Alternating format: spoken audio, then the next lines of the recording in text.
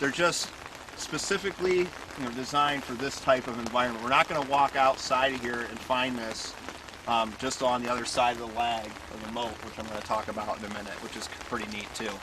So just some great stuff here, some great shrubberies, and we're going to move up to the open water section, and we're going to look at some of the sedges that we can find in a bog environment.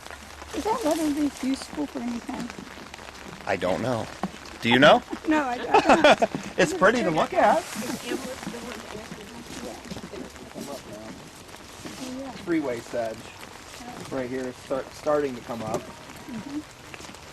It's probably few-seeded right there.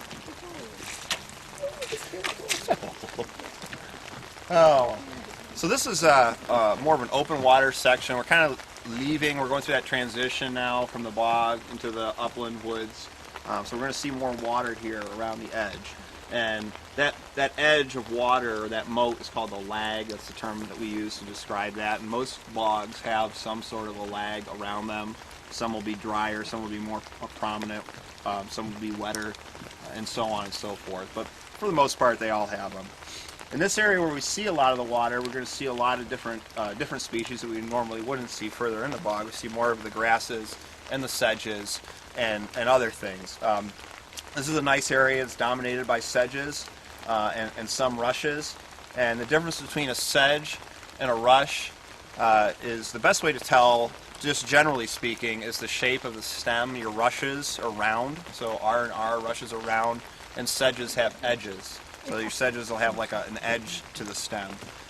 There's a few, probably the most dominant one in here is the few-seeded sedge.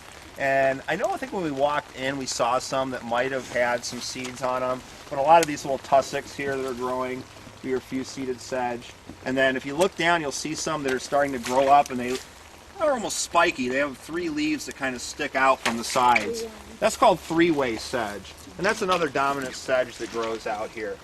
Some gentleman asked the question about what kind of peat do you have? Well, probably in this area we have a lot of the sedges. You're going to have that sedge peat.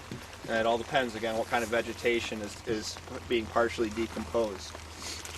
Another thing we'll find out here is called the terrathum, which is a polygonum. It's a type of a pondweed, and it grows up, and it gets pretty tall, about, 3-4 feet, and it starts to arch back down again. It kind of walks its way through the wetland area. They call it terrathum because of the stem of that particular plant has some very serrated edges to it, and if you were to pull your hand across it, you might scratch your hand or your thumb on it. Kind of a neat species.